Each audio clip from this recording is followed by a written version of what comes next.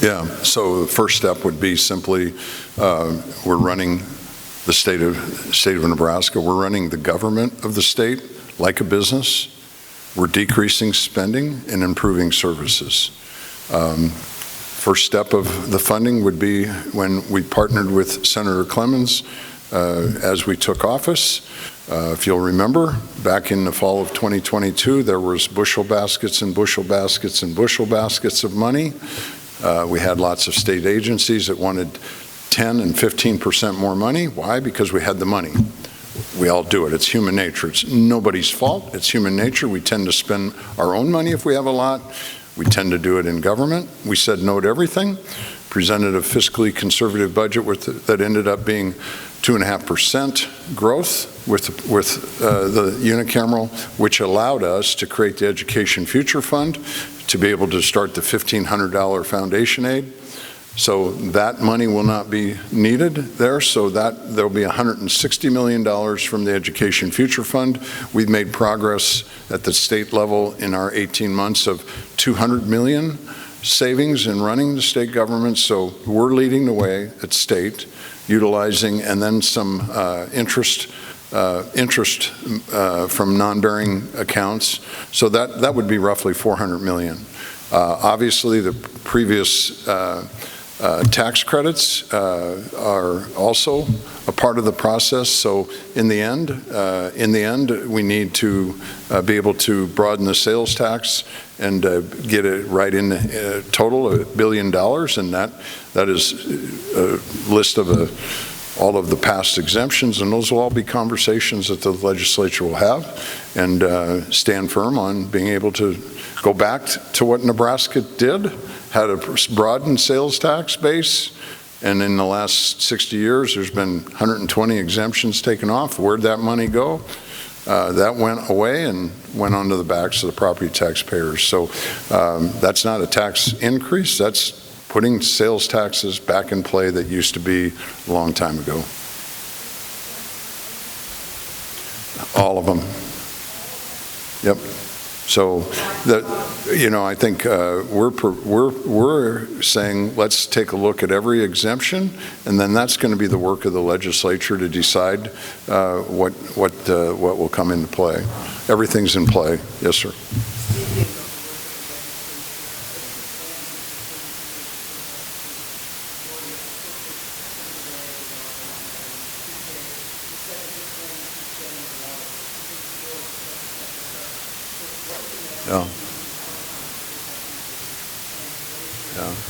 Yeah. Well, number one, I believe this. Don't listen to what people say. Let's watch what we do. Property tax crisis is a crisis in the state. It's gonna, if somebody's got a problem with this plan, let's get to the table and solve it. Anybody that pushes on the red button and not solving this problem is going to probably have a problem with Nebraskans. It's extraordinary responsibility to fix this. And number two, we have bipartisan support for this plan. So we'll have bipartisan support. We won't be scratching for 33 votes. We'll have bipartisan support. This plan, we're going to decrease property taxes 50%. We're going to decrease property taxes 50%. Take a look at what the plan does. Take a look at the delta of where our property taxes go. Anybody that says this is a tax increase needs to get into the details and understand the math of what's taking place. So this will be a bipartisan support, not a shadow of a doubt, and I have 100% confidence in the plans that there's a piece, hey, let's just use an example. Poppin' candy. Poppin' candy is on the deal. And here's the thing. I'll ask a question for everybody in this room. You go to Quick Shop and buy a bottle of pop. Do you know what you pay for for sales tax on it? Anybody? Of course you don't. You pay nothing. And oh, by the way, it's going to be hot today, and you decide that you need a can of pop. You need pop with ice, and you go to the soda fountain. Guess what? You pay sales tax on that. That's what you call a tax plan that makes no sense. This is fixing it, for crying out loud. This is fixing it. Yes. Yeah. Hey, just so you know, popping candy. When the Pillen boys grew up, if we got a pop, it was a heck of a day. And you know how many times we got a pop in a candy bar? It's not a food group, for crying out loud. Pop and candy is not a food group. Zach?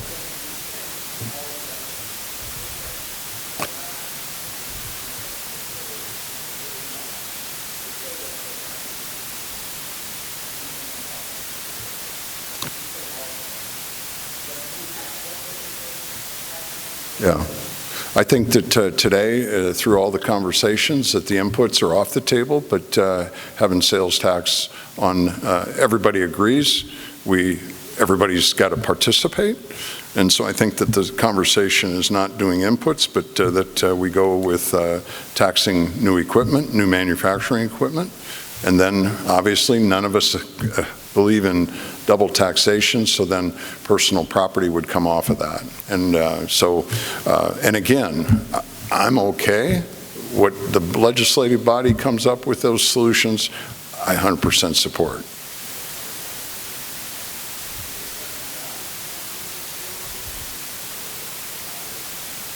I'm encouraging Nebraska senators to come together. We put out what we've all, with 19 of us, have worked together with pretty good consensus and coming up with a plan that it has to be transformative. We have to have tax reform. Long term, we have to decrease our income tax more. What do you think's going on across the border?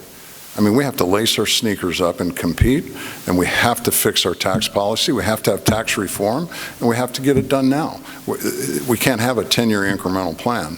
The game's over. States start shrinking. My job as governor is make sure we have a plan so we can grow the state of Nebraska, and we have to do it now. We don't do it now, the party's over and this place shrinks.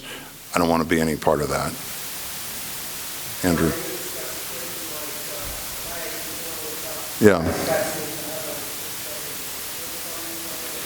Yeah, I would, thank you, Bill. I think that,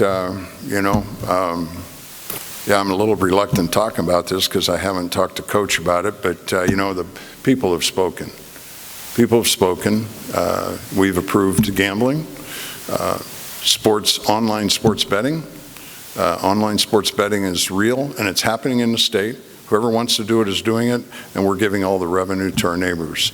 I will put forth and be a priority bill in January to approve online sports betting. I-80 corridor, those are all the ideas that came about. The complexity of that has shelved that idea.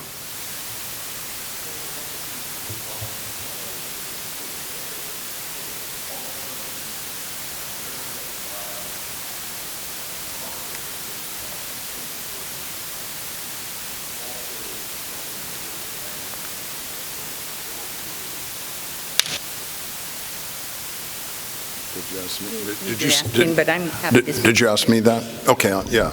Honestly, this plan enhances and helps the folks that are in most need of help. Number one, we didn't talk about it, but the previous tax credits, front loading. We're all in agreement on it.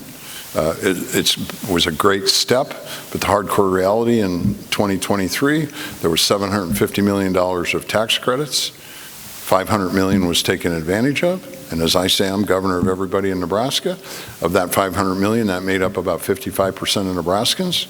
45% of Nebraskans did not take advantage of it because they don't hire an accountant, whatever the issues might be. So front load those, nobody pays the tax, number one. Number two,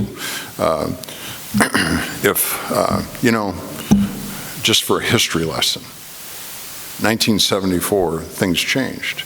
Does anybody remember what happened? Started opening stores on Sundays. Since that time, we've been duped that you can buy happiness. So if I have a child that's not making a lot of income, my advice is this gives you the opportunity to make decisions. This gives you the opportunity to decide what you need and what tax you're going to pay, and you can absolutely make things way better for you because you're not, you have the liberty to choose not having a tax. And the one thing, I'm a free market believer, but whatever we want to say and have the debate on what it'll do for renters, the thing we know is if we don't do something, renters' rent's going to keep going up. It's been going up like a rocket ship. Yes, sir.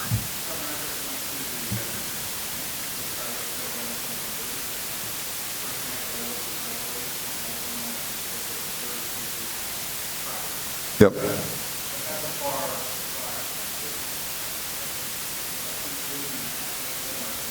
Yeah, well, I think so again, everything is, that's in 50% average.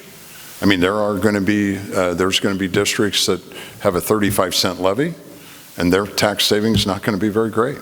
But this is an average. So if you have a $1.05 levy, like most do, you're going to see a great savings. But it's going to be different each place. Go ahead, Senator Linehan. Well, because I live in Elkhorn, so.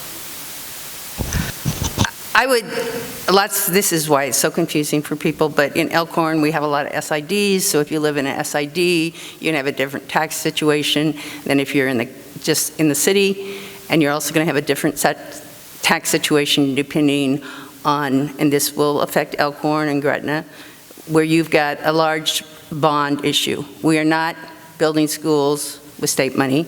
Those are bonds, and that's a vote of the people. So if you pass a bond, you're still going to be responsible for a bond that's on your property taxes. So I'm guessing, when I looked at mine in Elkhorn, it was more than 33%, but I'd have to look specifically at I'm assuming maybe there's a SID involved.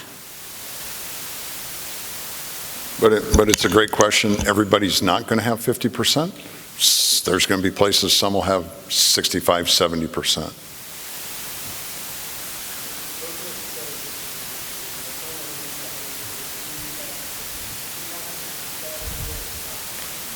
No, we don't have it in the booklet. The booklet, the goal of the booklet is real simple, to educate Nebraskans on the high points of the plan, have Nebraskans say, this makes strategic, conceptual sense, and please engage with your senators so your voice is heard instead of all the lobbying groups.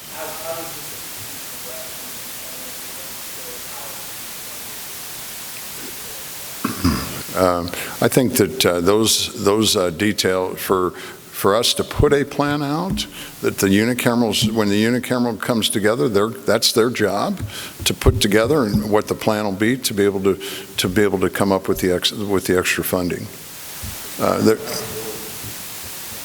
Excuse me. Yes, I think that in regard to the sales tax items, those items, we'll leave that to the unicameral to make sure that they decide and come together. Obviously, I've put out and said all the exemptions are up from my seat. Go back and list all the exemptions. I support putting every one of them back on. But that's going to be up to the partners in the unicameral to decide that. Yes, sir.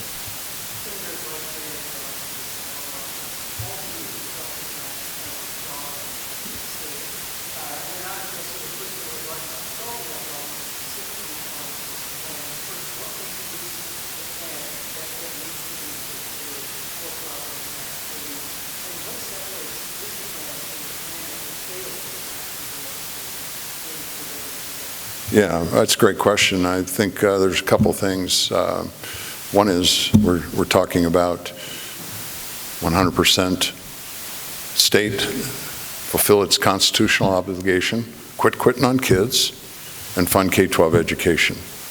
Dramatically different. And this plan has a dramatic difference in property tax relief.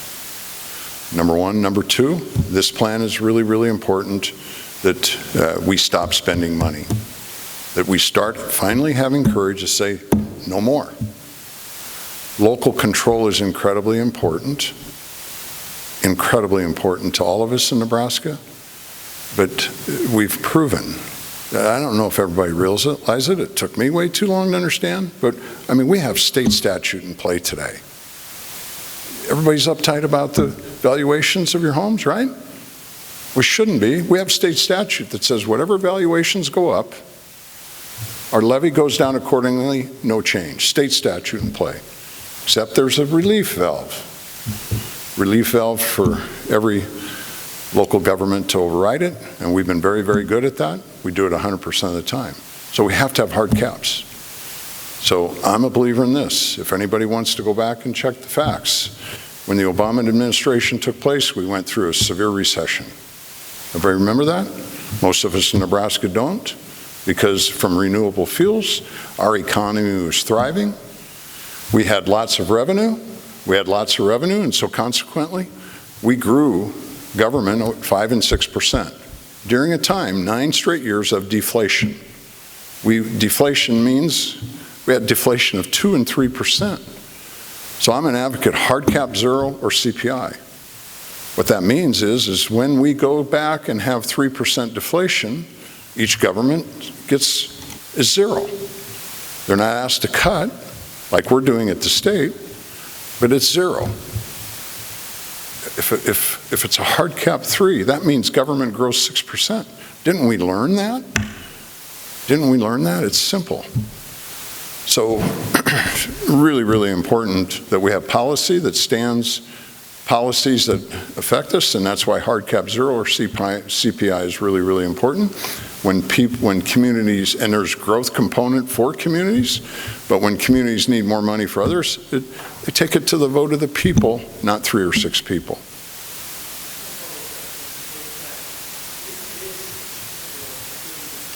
Sure.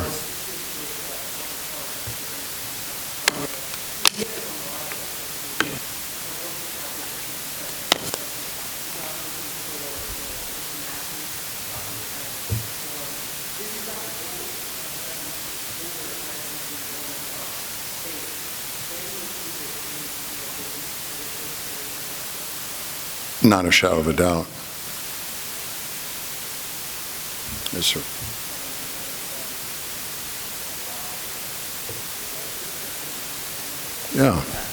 Yeah, there's, not all of us are going to agree, but I've talked to a number of people that are in the renting business.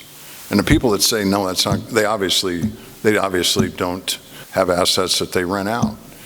If you're going to not share,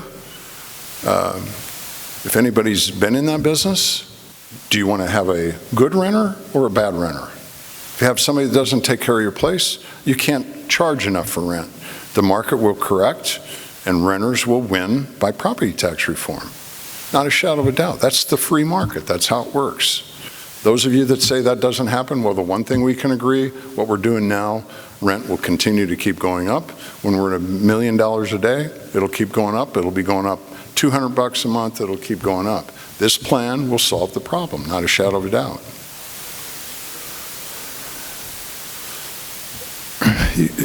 I believe in the free market.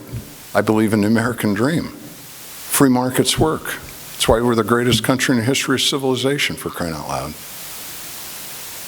Yes, sir. Philosophically, what does this mean for local control? I elect school board members, I expect them to set my budget. Do I expect these folks to do what I would expect my neighbors to do? Yeah, well, I think that the best answer that I can give you is local control. School board continues to be the most important elected official in the state, in my humble opinion. The difference simply is this just allows school board members and superintendents to focus on educating our kids. I've asked a lot of school board members, why did you run for school board? I've yet to have anybody tell me, because I'm a TIOSA expert and I can really help my superintendent figure out how on earth to balance our budget and figure this out. So this plan, as I've met with superintendents yesterday, said I can't imagine what it's like to be a superintendent today, to try to navigate what we ask them to do. Conservative budget, and then all of a sudden wake up because of valuations. You have a whole different formula coming, of money coming from the TIOSA formula. That will get fixed and be addressed to be simplified. This is simply talking about funding. All the operational issues will get done in January in the next session, and it'll be a work in progress. But the bold plan, no, it's not bold. It's just fixing the solution. It's Senator. looking for the regents and community colleges. Thank you, Senator. And I had the privilege to serve on the Board of Regents for 10 years. You know how much charge the Board of Regents has on funding? Zero. I think I did a great I worked my tail off to make sure that the funding that we receive from the state, that it was utilized correctly and done. That's the expectation of school boards. Same in community colleges. When we changed the funding to community colleges, same model, same backstops. Everybody that I talked to that ran for boards in community colleges, they didn't have any concept nor desire to be a taxing authority. They wanted to make a difference in running our community colleges so we have strong trade schools, trade programs, and make sure every kid gets an opportunity. Andrew.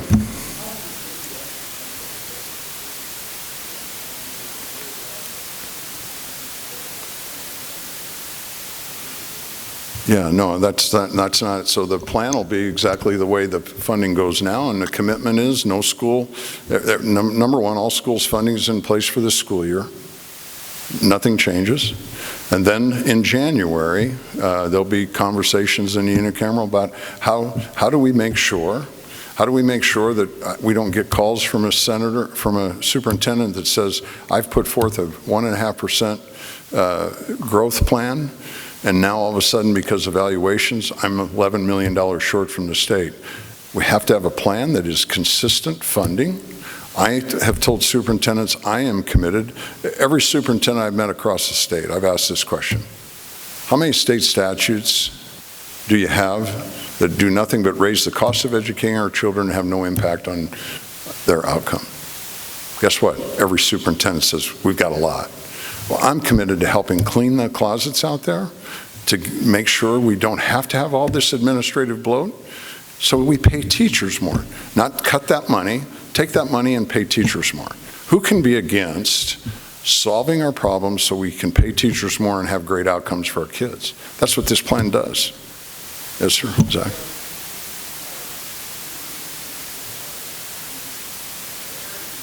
Yeah. Yeah, that's a conversation that, again, we'll have in the proposal right now. And again, we learned this in transition when we had 40 people around the table. Everybody in the school industry says if we can rely on 3% growth every year, and that's what our commitment is. So nobody goes backwards, 3%, and just remember, more money and more people don't solve all the problems.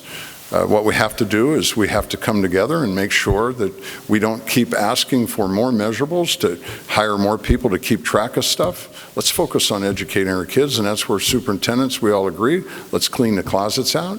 We don't have to have as much administrative bloat in school systems, and we can pay teachers more. That's where the money comes from. Yes, sir, Andrew.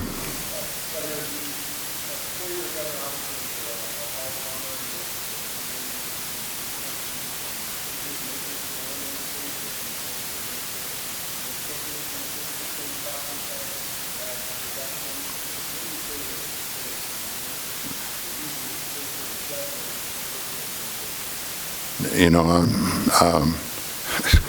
if I was worried about making more money, I sure as hell wouldn't have become governor.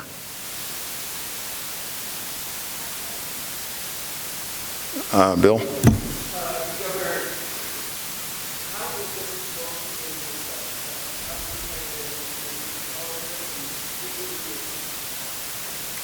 I think that the plan will be that the session starts next Thursday. I think that's the 25th, next Thursday, and I think that the probability would be that the people beside me will introduce bills that have to do with the budget, from appropriations and then with revenue.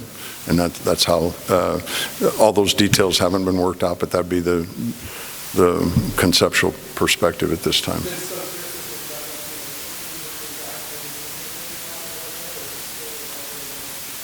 We have lots of pieces, but there's, I mean, I have full confidence in all the 49 members of the legislature to be able to critically think, ask questions, work through, compromise. Nobody's genuflecting at the altar. Are you kidding me? We're Nebraskans.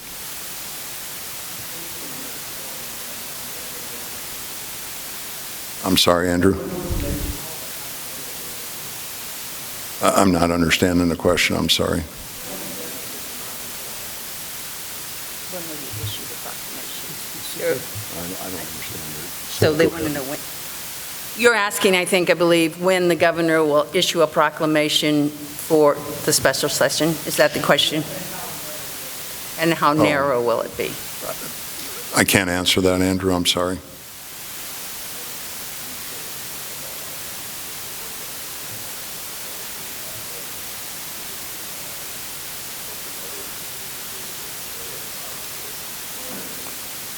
No, not at all. I mean, honestly, it's a busy time of the year.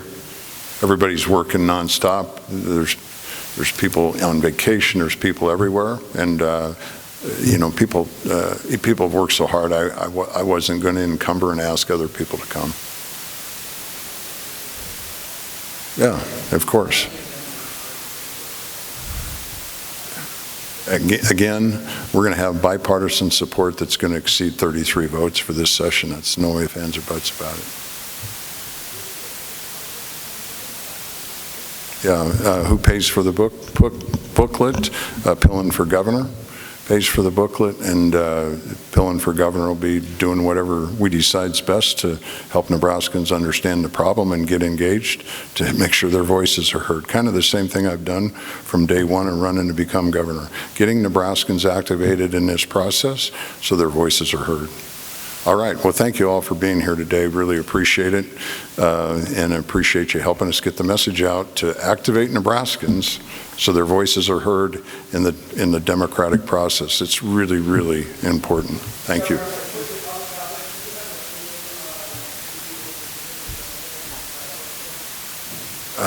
No, I think that's a simple conversation, and I'm not an attorney, and I'll sit down with my team and we'll assess that, but I'm not prepared to talk about that today. Thank you.